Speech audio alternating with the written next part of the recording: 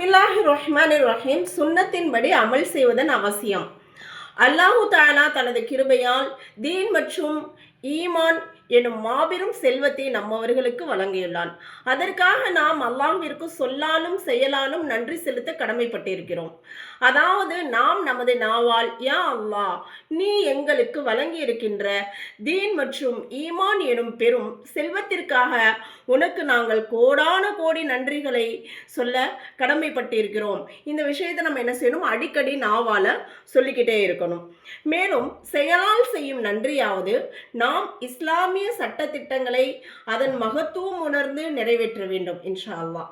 இதுவே உண்மையான நன்றி பாராட்டல் ஆகும். மேலும் அல்லாஹ்வின் கட்டளைகளைப்படி வாழ்வை கழிப்பதே நமது வாழ்க்கையின் நோக்கமாகும். ஆமாம், அல்லாஹ்வின் கட்டளைகளை அண்ணல் நபி ஸல்லல்லாஹு அலைஹி வஸல்லம் அவர்களின் வழிமுறைப்படி நிறைவேற்ற வேண்டும். நபி அவர்களின் இந்த வழிமுறைகளுக்கே சுன்னத் என்று கூறப்படுகின்றது. ஆகவே அல்லாஹ்வின் எந்த ஒரு கட்டளையை நிறைவேற்ற நாடினாலும் முதலில் அதில் நபி ஸல்லல்லாஹு அலைஹி வஸல்லம் அவர்களின் வழிமுறை என்ன என்பதை அறிந்து கொள்ள வேண்டும். அப்போதுதான் அந்த கட்டளைகளை நபி ஸல்லல்லாஹு அலைஹி வஸல்லம் அவர்களின் வழிமுறைப்படி நிறைவேற்ற இயலும்.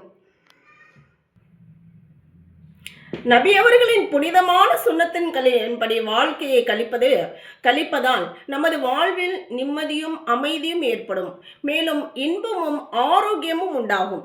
அதன் காரணமாக நபி அவர்களும் மகிழ்ச்சி அடைவார்கள், அல்லாஹும் பொருந்தி கொள்வான். இன்னைக்கு நிறைய பேருடைய வாழ்க்கையில நிம்மதி மகிழ்ச்சி அப்படின்றது இல்லை. யாரை கேட்டாலும் ஏதாவது ஒரு கவலை, ஒரு துக்கம், மனதில் ஒரு அமைதி இல்லை அப்படின்றாங்க. நபி ஸல்லல்லாஹு அலைஹி வஸல்லம் அவர்களுடைய அந்த சுன்னத்தின்படியும் அவர்கள் காட்டிய வழிமுறையின்படியும் வாழ்பவர்களுடைய அவர்களுடைய வாழ்க்கையில அவர்களுடைய வாயிலிருந்து இப்படி ஒரு வார்த்தையை நாம காண முடியாது. ஏன்னா அல்லாஹ் அவர்களை நிம்மதியாகத்தான் வைத்திருப்பான். அண்ணல் நபி ஸல்லல்லாஹு அலைஹி வஸல்லம் அவர்களுடைய வழிமுறைகளை விடுவதால் மனிதன் அனாச்சாரங்களில் அகப்பட்டு கொள்கிறான், சடங்கு சம்பிரதாயங்களில் வீழ்ந்து விடுகிறான். மேலும் சில வேளைகளில் வழிகட்டு தீன் அற்றவனாகவும் ஆகிவிடுகிறான். அல்லாஹ் பாதுகாக்கணும். எனவே அனாச்சாரங்களையும் சடங்கு சம்பிரதாயங்களையும் விட்டு முற்றிலும் தவிர்த்திருக்க வேண்டும் இன்ஷா அல்லாஹ். ஏனெனில் அதன் காரணமாக வாழ்க்கையில் நிம்மதியின்மையும் அமைதியற்ற சூழலும் உண்டாகிவிடும். கவலை மற்றும் சிரமத்தில் ஆளாக நேரிடும். மேலும் நபி அவர்களின் வழிமுறையிலிருந்து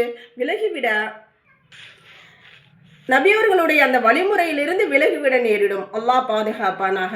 மேலும் அல்லாஹ்வின் கடினமான வெறுப்புக்கு ஆளாக நேரிடும். நபி அவங்களுடைய அந்த சுன்னத்துகளை நாம் விட்டு வாழும் பொழுது அல்லாஹுடைய வெறுப்பு என்பது அல்லாஹ் பாதுகாக்கணும். அது யாரின் மீதும் ஏற்பட்டு விடக்கூடாது.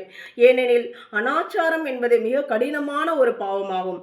அதன் துரதிர்ஷ்டத்தால் சுன்னத்துக்கள் இல்லாமல் அழிந்து போகும்.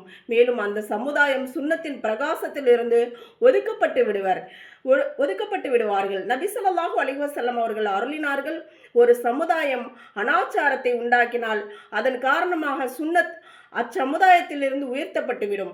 எனவே சுன்னத்தை உறுதியாக பிடித்திருப்பது அனாச்சாரங்களை ஏற்படுத்துவதை விட சிறந்ததாகும். புது விஷயங்களா நாம் தேர்ந்தெடுக்கிறது. கல்யாண நாள் கொண்டாடுறோன்றது, பர்த்டே கொண்டாடுறோன்றது, தேவையில்லாத புது விதத்துகளை நாம் உருவாக்கிக்கிறது, கூச்சல் போடுறது, சத்தம் போடுறது, அமைதியாக நடக்கக்கூடிய காரியங்களை ஆர்ப்பாட்டமாக நடத்துறது, இது மாதிரியான விஷயங்கள் எல்லாமே நம்மை வழிகேட்டில் கொண்டு போய் விட்டுருன்னு சொல்கிறாங்க. அல்லாஹ்விடம் நாம் பாதுகாப்பு தேடுவோமாக இன்ஷா அல்லாஹ்.